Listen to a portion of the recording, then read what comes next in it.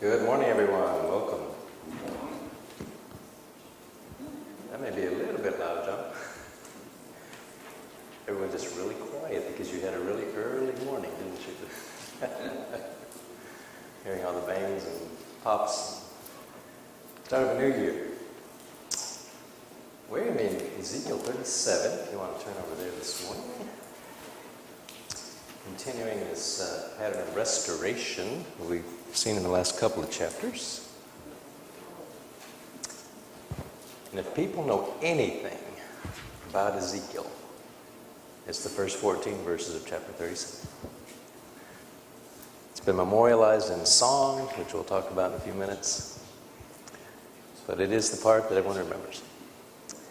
There is a handout for today. I apologize. I was running a little bit late. It's there in the back. Please feel free to get one. Won't bother me at all. In chapter 37, there's really two parts. Like I said, most people are familiar with the first part, the Valley of Dry Bones, which we will look at.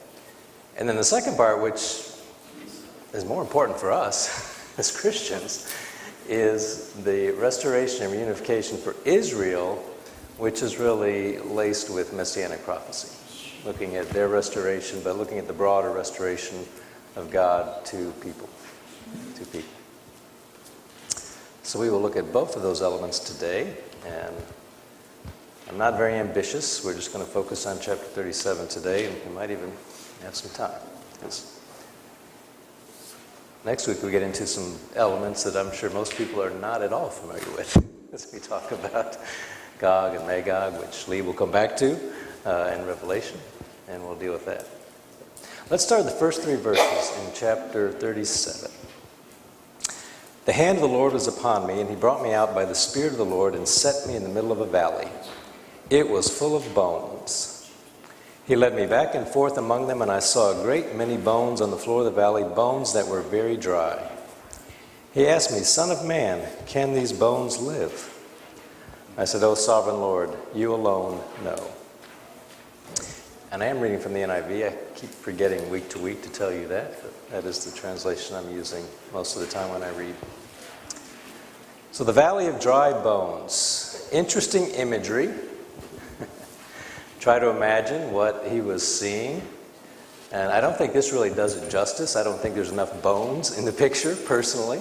He talks about he was brought out by the Spirit of the Lord, which we take to mean he was in a vision, to the middle of this valley full of bones, and he was led back and forth. Again, God wanted to get the expanse of this. There's a lot of very dry bones. I've been around a few bones, but never a valley full of them. Probably a bit unsettling, but I think the image is important. There's some very particular elements a lot of the commentators seem to pick up on. The very dry bones would have meant something to the Israelites, to Ezekiel especially as a priest. He knew the importance of proper burial, but for the Jews, an unburied body, an unburied corpse would have been disgraced, would have been a disgrace. And so he's surrounded by these bones, this valley of bones. And if they're very dry, that would suggest they've been dead. The people have been dead. They've been there for a very long time.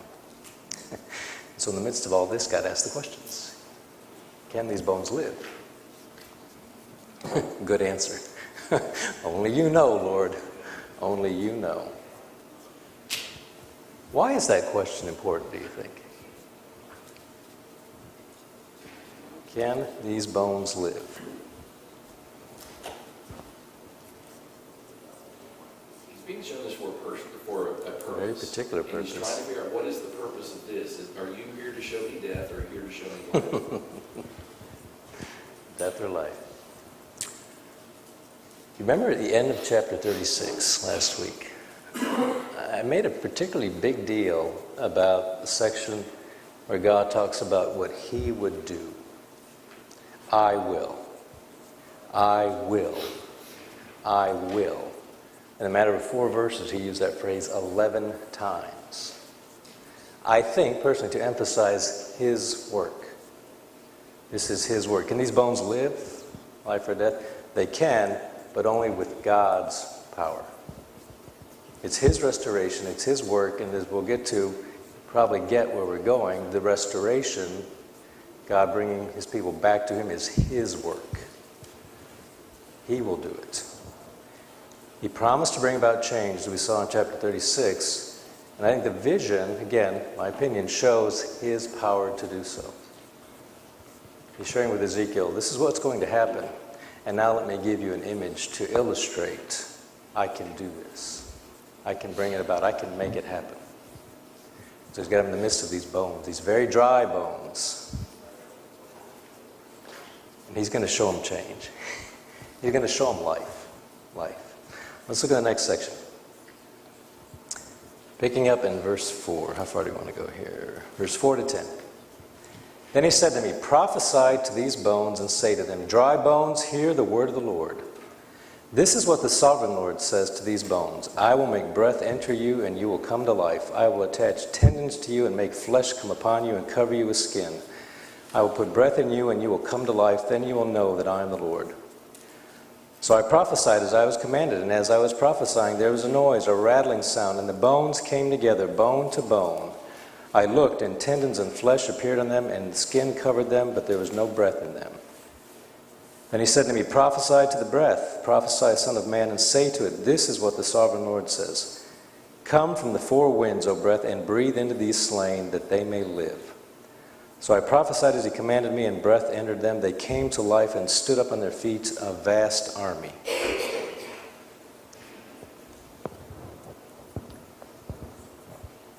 Very interesting audience for his prophecy. Prophesy to the bones. Well, they're dead. They're dead. But they're going to hear the word of the Lord. Depending on your translation, rattling or rattling sound is what the NIV has. You look at that term, it's more like an earthquake. And some translations actually use the term earthquake. There was great movement going on. These bones rattling as they start to come together. I would be a little bit unsettled here. I'm just going to say it, He says, bones, hear the word of the Lord. And they start to move. They start to come together. They start to connect. And I don't know how fast it was or how slow it was, but the fact that it was happening would just be, again, amazing. A demonstration of God's power and what he can do.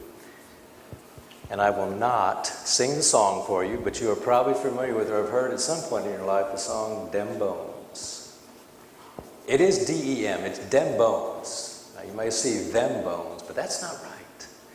Because I spent an inordinate amount of time researching this song in the past week and listening to a variety of variations of it.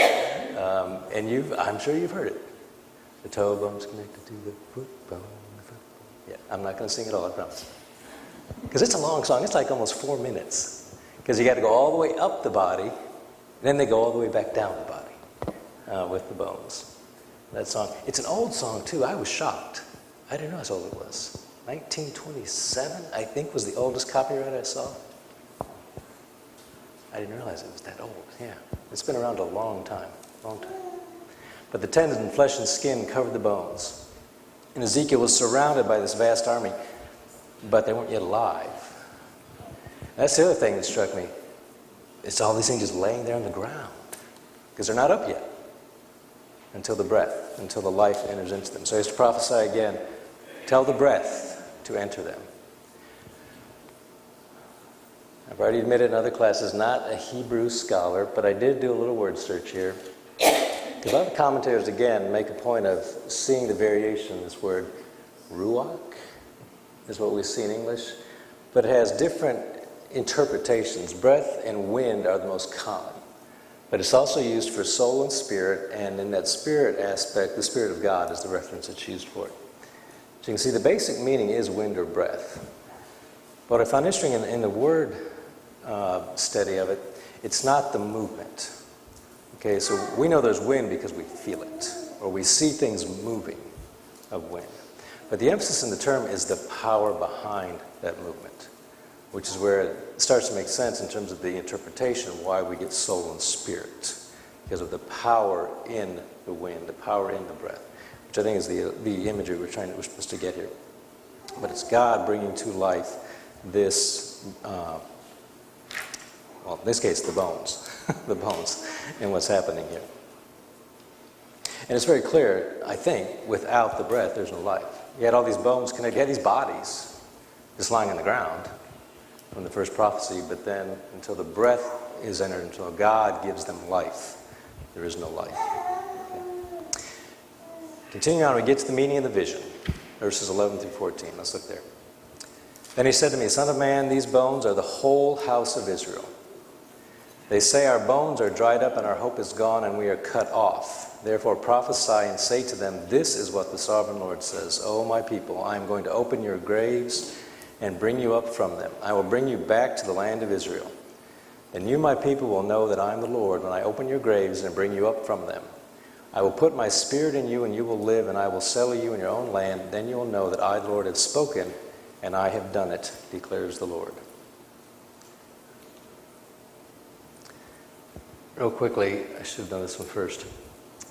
In verses 9 and 10, this term breath, again, we see the different uses here. Breath, breath, the four winds, breathe, breath, or the Spirit of God that brings them to life. And then word use of the term. I should pay more attention to my notes and keep up with what I'm supposed to be presenting. There's those two verses again. Depending on translations, you might see breath in all of them. You might see more wind, or you might see some spirit use more. But it's the same term, the same concept all the way through. But the meaning of the vision, the bones of the people of Israel. Okay, Lee's point earlier, life or death. He's showing them where they're at. Okay, they're dead. He made a good point. We were talking last week. He said the people got what they wanted from the very beginning. He said we want a king. We want to be like the rest of the people. Well, here you are. Here's the rest of the people. This is life without the power of God. A bunch of dry, dead bones. This is Israel. But he's going to bring them back. He's going to bring them back. And it's interesting, again, I think he's responding in kind to their complaint, an apparent complaint they have, that our bones are dried up. Our hope is gone. We are cut off. That's a pretty good summary of life without God. No hope. Our life is gone. We're cut off. We're a bunch of dead, very dry bones. Now back to the question. Can these bones live? Can the people be brought back? If God's in the picture, yes, he can. And he responds in kind, I'm going to open up your graves and bring you from them. Okay. Imagery. Okay. I don't anticipate a lot of graves literally opening up and Israelites coming up and going back to their land to be resettled. But the imagery, that he's going to renew them, like we saw in chapter 36. His Spirit will empower them. He will bring them back to land. He will restore and bring the rebuilding, the replanting, as he prophesied to the mountain. His work. Again, this imagery, again, you keep the context together on the heels or on the following of chapter 36. That one section, I'm going to do this. I will bring back restoration. I will bring about life for the people. And he gives them this image. Let me show you what that's going to look like. Or let me show you the power that will bring this about. Power. Again, we've seen these threads through Ezekiel. God's sovereignty, his power. Still there. Still sovereign. Still powerful. Our lives. The restoration he brings about in our lives, we see again through these images. The life he brings us to in him, with him, he brings the blessings. Same ideas, carrying through. The demonstration of, I used the term last week, his grace. His grace to the people that follow and obey his will, his command. The rest of the chapter, most people aren't familiar with. The prophecy of one nation under one king. Let's go ahead and read through this section, and then we'll come back and talk about some of the points within it. One nation under one king. We've already seen some of this imagery already, and we'll see it again. He's reinforcing, I guess is the word I would use, throughout Ezekiel's time of prophecy, or during his period of prophesying, of the one king. He's already referred to David, and he'll refer to him again in this passage, which we talked about before as the type of Messiah, the Messianic prophecy. We'll come to it again. But if we're looking at it very literally, helps you begin to understand where some of the thoughts and ideas come from, some of the challenges perhaps those of the Jewish persuasion still deal with. And we'll talk a little bit about that as we go through this section. And hopefully I won't mess it up. All right, picking up in verse 15. The word of the Lord came to me, Son of man, take a stick of wood and write on it, belonging to Judah and the Israelites associated with him. Then take another stick of wood and write on it, Ephraim's stick, belonging to Joseph and all the house of Israel associated with him. Join them together into one stick, so they will become one in your hand. When your countrymen ask you, won't you tell us what you mean by this? Say to them, this is what the sovereign Lord says. I'm going to take this stick of Joseph, which is in Ephraim's hand, and of the Israelite tribes associated with him, and join it to Judah's stick, making them a single stick of wood, and they will become one in my hand. Hold before their eyes the sticks you have written on, and say to them, this is what the sovereign Lord says. I will take the Israelites out of the nations where they have gone. I will gather them from all around and bring them back into their own land. I will make them one nation in the land on the mountains of Israel. There will be one king over all of them, and they will never again be two nations or be divided into two kingdoms. They will no longer defile themselves with their idols and vile images, or with any of their offenses. For I will save them from all their sinful backsliding, and I will cleanse them. They will be my God, my people, and I will be their God. My servant David will be king over them, and they will all have one shepherd. They will follow my laws and be careful to keep my decrees. They will live in the land I gave to my servant Jacob, the land where your fathers lived. They and their children and their children's children will live there forever. And David, my servant, will be their prince forever. And I will make a covenant of peace with them. It will be an everlasting covenant. I will establish and increase their numbers, and I will put my sanctuary among them forever. My dwelling place will be with them, and I will be their God, and they will be my people.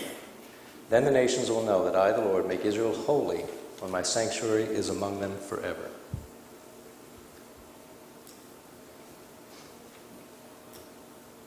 I think the first part's fairly straightforward. Illustration of, again, restoration of the people coming back. Take the two sticks. We had the divided kingdom. You have the northern kingdom, the southern kingdom, and put them together into one. Okay, bringing them back together. The restoration of Israel. And I think that's what he's signifying in verses 15 and 16 and 17 through 21. This idea of the restoration is something that they've longed for. It's mentioned in other passages. Jeremiah has an element about it, Hosea. The desire for the kingdom to be reunited, or the people to be reunited. But as the prophecy continues, beyond that point, you begin to see it's more than just about Israel. More than just about Israel. Look, for example, verses 22 and 24. I'll make them into one nation in the land of the mountains of Israel. There'll be one king over all of them, and they will never again be two nations or be divided into two kingdoms. My servant David will be king over them, and they will all have one shepherd. They'll follow my laws and be careful to keep my decrees, and down to verse 25, and David, my servant, will be their prince forever.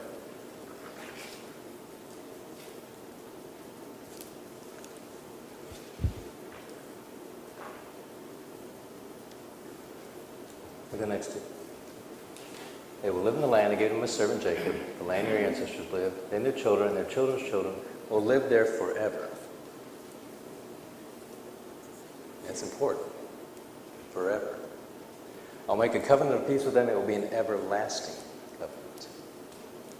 I will establish them and increase them, and I will put my sanctuary among them forever.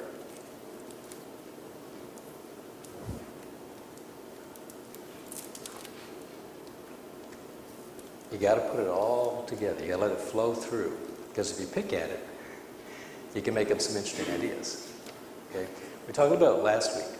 Okay? There's only been one King David in Jewish history. Okay, only one King David. And as far as returning to a land where a king would again physically reign, politically speaking, Zedekiah was the last king. They've had no king since Zedekiah.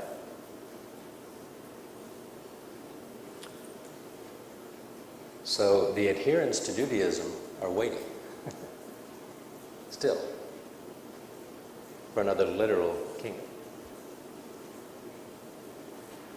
And if you set aside Christ, and don't take that literally, but just think with me here. If we set aside Christ, what we know of New Testament teaching, and you look at these passages, particularly in the Old Testament, you get a sense of, okay, I sort of see why they're thinking the way they do. God's promised to give them this land. And we may not individually or even collectively appreciate what that land, what the land still means to the Jewish nation today. And why they fight, literally, to maintain pieces of ground. And why there's such intense conflict. Because for them, this is their land. And they're waiting. Now, it's tough to see the changes over their time and what they have to do and say and think with the changes in their systems. Okay? They're truly people of God from this time, from the Old Testament roots. Well, their sacrificial system is gone. And that was how they approached their God. That's how their sins were dealt with. They don't have that. And so that's a challenge in of itself. But we don't put Christ aside. Okay, bring him back into the picture. Now we get to look at these passages collectively, not just this one, but the others that are similar to it. They talk to us about what's coming. The covenant, the everlasting covenant. God's dwelling among his people forever. The sanctuary with his people. It's got to look to more than just their return to the period, to the land during this period of time. That's a part of the imagery. They are going back. We know they're going back. He's already told them that there will be a remnant. And we know the rest of the story with the other Old Testament books. Yes, they do go back.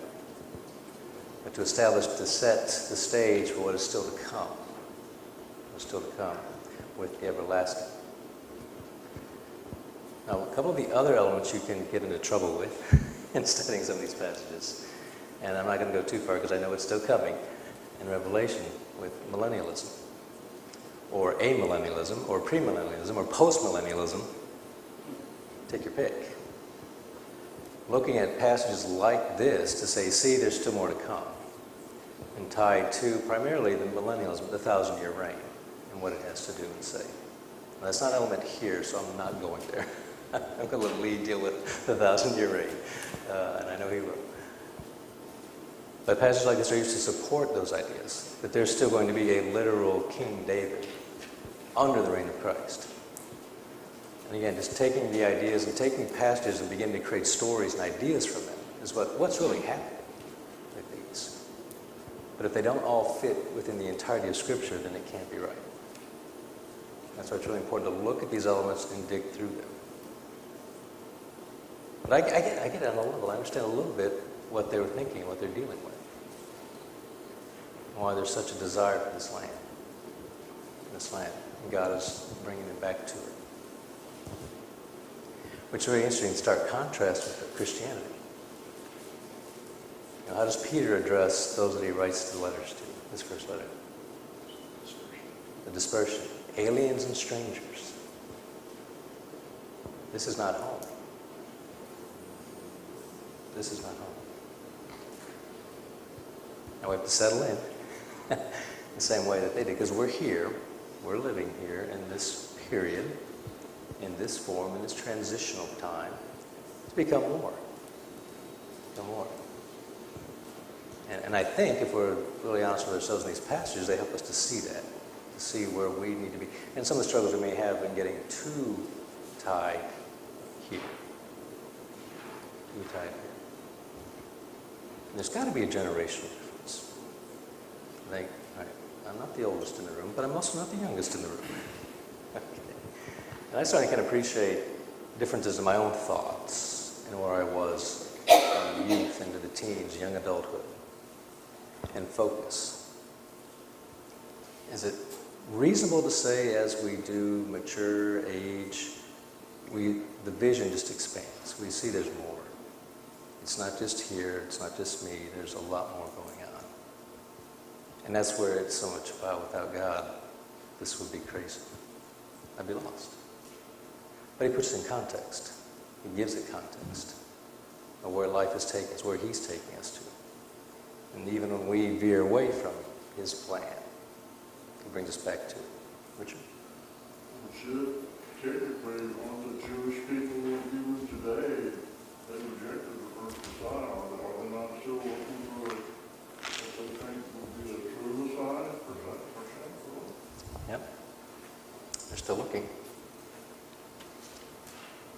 Yeah. something like that, and we accepted very people came to,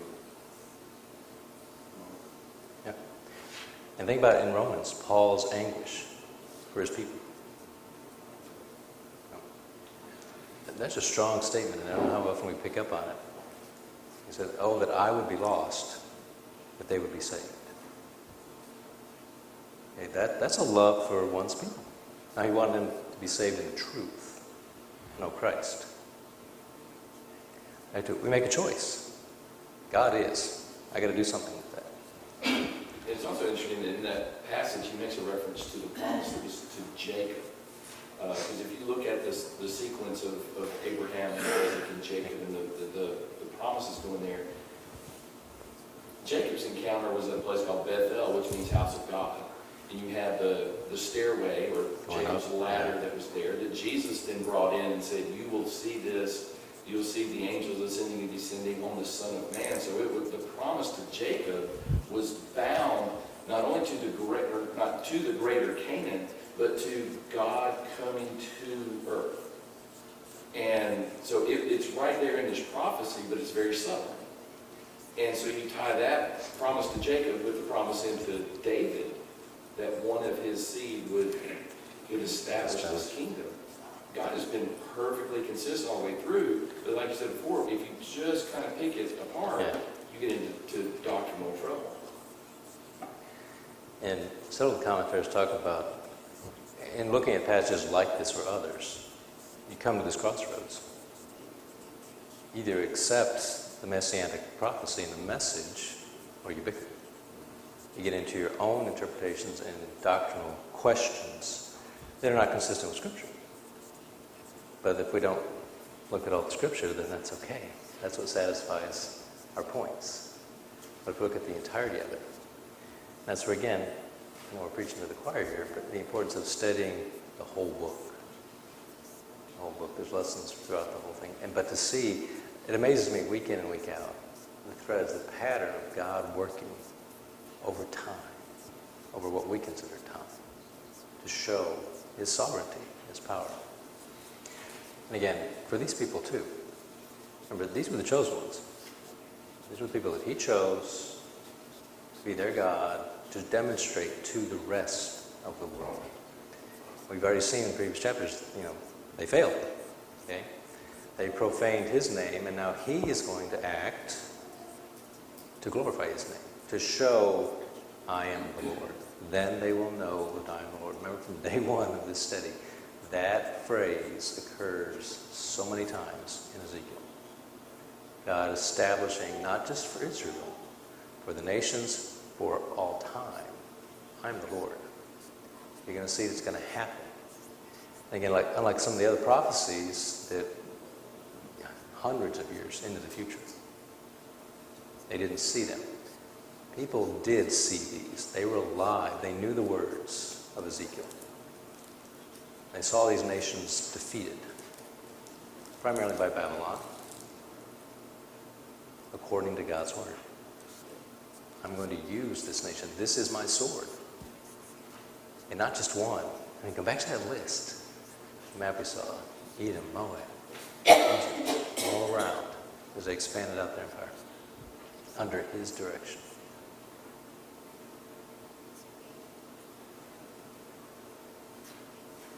That's our God. God is, has been, always will be. What do I do with it? And does it impact me? Does it affect me every day? That presence of this sovereign God. And how I live. And how I live. What I do, what I don't do. Choices. Again, there's not a new lesson. There's not a new application. It's the same application. John, it's the same point. God is, and I've got to deal with that. I can ignore it. And just go about and do whatever I'm going to do. That's what they did. Now, impose that valley of dry bones in my own life. Powerful image. And it's meant to get people's attention.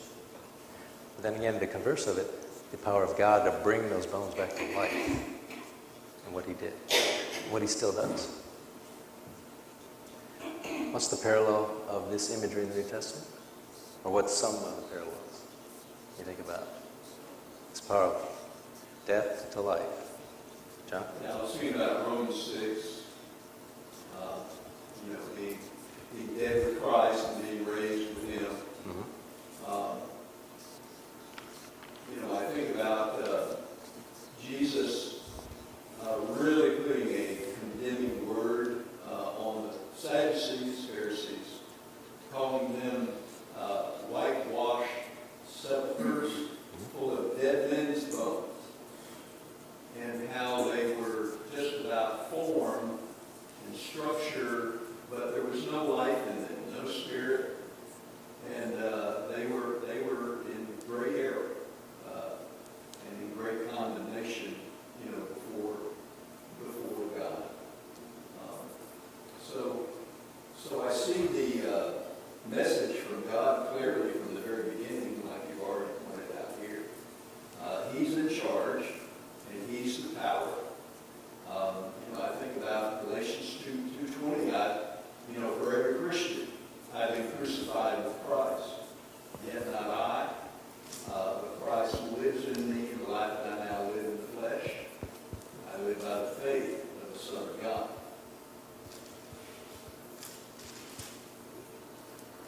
So it's that power and that spirit within every one of us that God promises. And he says he's the power.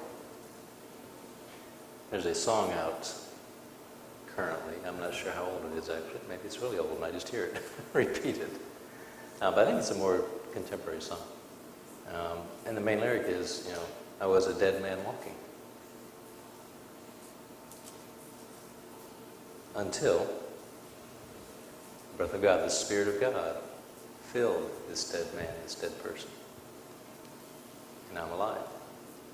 The parallel that strikes me, again, death to life, part of the resurrection. God demonstrating for that generation, for us, for those that will look into the Scripture, the power of life over death. One of the verses that I really like in the New Testament, one of my favorite verses, Philippians 3, verse 10 and 11. I want to know Christ and the power of his resurrection, the fellowship of sharing his suffering, becoming like him in his death, and so somehow to attain to the resurrection from the dead. While acknowledging the spiritual life over death, the power of that resurrection. The imagery of the dry bones, power of God.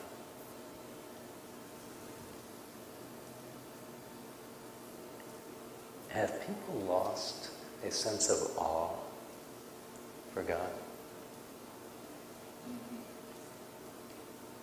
Go ahead. I just think that people have put themselves in the place of God too much. In other words, they can control their destiny. They can control they think they have all the ideas. They have all the right ideas. And even if they don't, they could look at something else that they fashioned and said, hey, look at this. This is like God. Yeah. And just completely ignore, unfortunately, the hard dry bones. Yeah. I think it's Isaiah, correct me if I'm wrong. The imagery of we take the stick or the piece of wood and make an idol. We take a piece of precious metal like gold and fashion it into something. We've made and say this is our God. A rational person, why would a rational person do that? Something I made is now my God.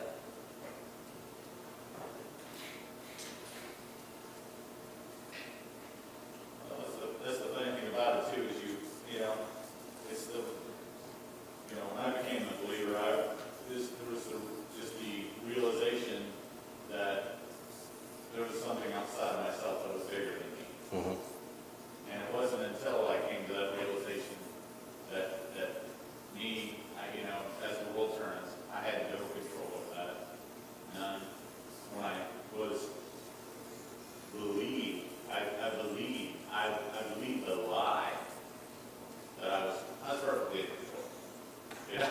Yeah. And I said, smugly so. How'd that work out for you? Yeah, exactly. Here I am. It's one of the challenges we just don't think about. Because we fill our time, our minds, our lives with just stuff. We just don't think about it. Or people just don't think, not just us, but is that one of the big challenges people have to overcome to recognize God is. Now for some, He will abruptly make His presence known. Or through life circumstances, there's an opportunity to see God's presence. When things are out of control. I can't deal with this. I need help. That's where some will come to recognize God. I don't think it has to be that way. That's why He gives us the Scripture. We can learn from history, learn from others, learn from those that have struggled. Conversations. Come to realize, I need to start thinking about this. I need to think about His presence. What am I missing? What am I missing? One of the things I've taught about before in various classes, and this is not always in vogue, so don't throw stones, but attribution. Attributing God's power in our lives. The Spirit working in our lives. I used an example last week. I'm not sure how many picked up on it, because I was kind of subtle with it. I think Lee made a comment to me after class. I think he picked up on it. I made a comment about the latter part of chapter 36. I had a whole set of notes ready to go. And it was not what we talked about last week. Because my preparation and leading up to it, I realized, I'm going to say this way, I was led to realize there's a different message here. Perhaps is more important to teach. Okay. That's not Jeff having some super, wow, I'm really smart, I figured this out. It's the living Word and the Spirit in me connecting with that Word. Helping me understand at the moment in time when I need to understand something. That's God working in my life. That's God working in your life. If I'll give Him the credit. We struggle with that. We struggle with that attribution. That God is living and acting. It's His world. It's His creation. Of course He is. Of course He is. We don't have to be ashamed of it. We don't have to shy away from it. We don't have to go crazy with it. But that's how that's how His name is glorified. When we give God the credit for what He's doing in our lives, for how He's directing our lives. And I think that's the other thing that we, as people, tend to do is diminish the power of the grace of God. And if you impose onto God's promises an expectation, this is how He will fulfill this promise because this is what I believe it is. Well, you're diminishing the power of God and you're trying to transplant your wishes, your desires, your understanding in place of God's. And so Israel had an expectation that we're His chosen people, God has to redeem us. Instead of allowing Him to say, this is how I choose to redeem you. And it is completely by grace. The creation was God creating life from nothing. But the recreation is life from death. And that's the ultimate second chance. And that is the power of grace.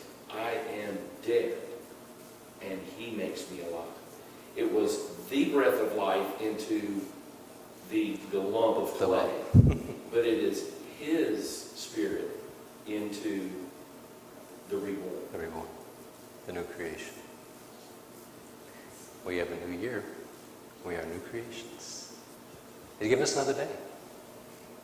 Another day to draw closer, to learn, to be an example. Glorify His name. Instead of being dry bones. And it starts with recognizing where I'm at, where I've been. Where He would take me. Being open to it. Back to one of Richard's points and melding with what Lee is saying. They chose not to. They're looking for what they want. Instead of what God is doing. Instead of what God is doing. We have to be careful not to make the same mistake. What do I want life to be? What do I want out of this? Well, it's His plan and I'm in it. It's me understanding my role in His plan. It's the battle we're always going to have. So Paul talks about it's that self and letting go and be more of Christ. It's our challenge. So this week, hopefully those bones will stay with you. That imagery.